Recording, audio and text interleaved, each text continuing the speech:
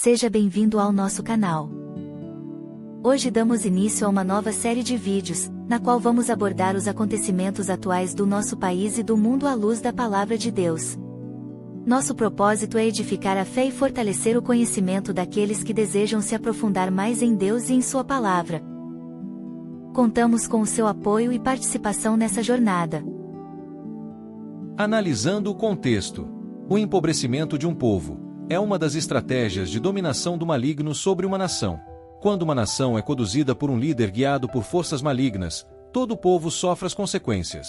A corrupção que brota no topo do poder se espalha como um veneno, contaminando instituições, enfraquecendo valores e destruindo a esperança coletiva. Essa degradação moral e espiritual reflete-se diretamente na pobreza do povo. Pois, onde há corrupção, há desvio de recursos, injustiça social e miséria crescente. A pobreza, portanto, não é apenas resultado da falta de recursos, mas também da falta de retidão. Quando a corrupção domina, a violência aumenta, a imoralidade se multiplica, e a nação perde sua força diante dos inimigos. A fome, a precariedade na saúde, o desequilíbrio mental e o pessimismo generalizado tornam-se marcas visíveis de um povo oprimido por um sistema corrompido e sem direção. É como se uma nuvem negra pairasse sobre a nação, trazendo um peso espiritual e emocional que impede o progresso e sufoca a prosperidade. Tudo o que se conquista vem com dor, esforço e luta constantes. O povo torna-se cansado, infeliz e amargurado. A vida perde o sentido, os sonhos e propósitos desaparecem. Nesse ambiente, surge uma verdadeira depressão coletiva, onde a tristeza domina os corações, o amor se esfria e o egoísmo se torna regra. Uma sociedade assim não apenas enfrenta pobreza material, mas também uma pobreza de alma, reflexo direto da corrupção que nasce quando o mal ocupa o trono do poder. Está escrito: se em alguma província vires opressão de pobres e o roubo em lugar do direito e da justiça, não te maravilhes de semelhante caso, porque o que está alto tem acima de si outro mais alto, e há outros mais altos que o explora. A realidade descrita, um povo sobrecarregado por impostos, sendo explorado sem dó nem piedade, reflete uma profunda injustiça social e moral que a Bíblia não ignora. A palavra de Deus fala claramente sobre os princípios de justiça, honestidade e a responsabilidade que devem ter aqueles que governam. Esse versículo mostra que a corrupção e o abuso de poder não são fenômenos novos, mas consequências de corações distantes de Deus.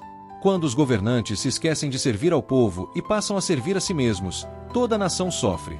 A Bíblia também ensina que o trabalho deve trazer dignidade e sustento, não escravidão. Em Deuteronômio, o Senhor ordena: não oprimirás o assalariado pobre e necessitado, no mesmo dia lhe pagarás o seu salário, antes que o sol se ponha, porque é pobre e disso depende a sua vida. Essa instrução revela o coração de Deus em favor do justo equilíbrio econômico e do cuidado com o trabalhador.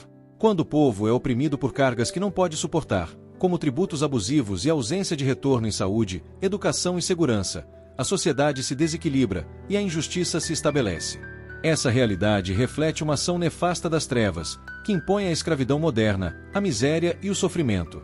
Nos países onde o governo explora o povo com impostos excessivos e administra de forma corrupta e ineficiente, as consequências são inevitáveis. Cresce a criminalidade, a prostituição se expande, a miséria e a fome aumentam, e multidões acabam nas ruas por não conseguirem mais arcar com o custo de vida. Esse cenário de caos não é obra do acaso, é fruto direto da má gestão, da corrupção e das políticas opressoras de governos que, em vez de assumir sua responsabilidade, procuram transferir a culpa da crise para os comerciantes, empresários e para o sistema produtivo que ainda sustenta a nação. Jesus também nos lembra: daí, pois, a César o que é de César, e a Deus o que é de Deus. Isso nos ensina que pagar impostos é parte do dever civil, mas que os líderes que recebem esses recursos devem administrá-los com temor e responsabilidade diante de Deus. Quando o governo falha nesse propósito, ele se torna semelhante aos reinos denunciados pelos profetas, impérios que exploravam o povo e se afastavam da justiça divina. Mesmo quando a verdade é evidente, quando a incompetência é notória, muitos continuam sustentando e protegendo esses indivíduos, não por convicção, mas por interesse, pois a sua subsistência depende desse sistema, que está em vigor. O peso dos impostos sem retorno revela não apenas um problema político, mas um colapso moral e espiritual. É tempo de clamar por justiça, de orar por governantes tementes a Deus e de agir com integridade em todas as esferas. Pois está escrito: a justiça exalta as nações, mas o pecado é a vergonha dos povos. Deus ainda ouve o clamor do seu povo. E quando uma nação se volta para ele em arrependimento e verdade, o Senhor pode restaurar o que foi corrompido e mudar a sorte dessa nação. Ilude-se aquele que acha que ficará impune das suas injustiças e dos seus crimes, e que Deus, que é dono desse planeta, nada fará. Por causa da opressão dos pobres e do gemido dos necessitados, eu me levantarei agora, diz o Senhor, e porei a salvo a quem suspira. O Senhor pleiteará a causa do pobre e do necessitado, e ele fará justiça, e trará o juízo para todo aquele que transgrediu. Shalom plena. Maranata.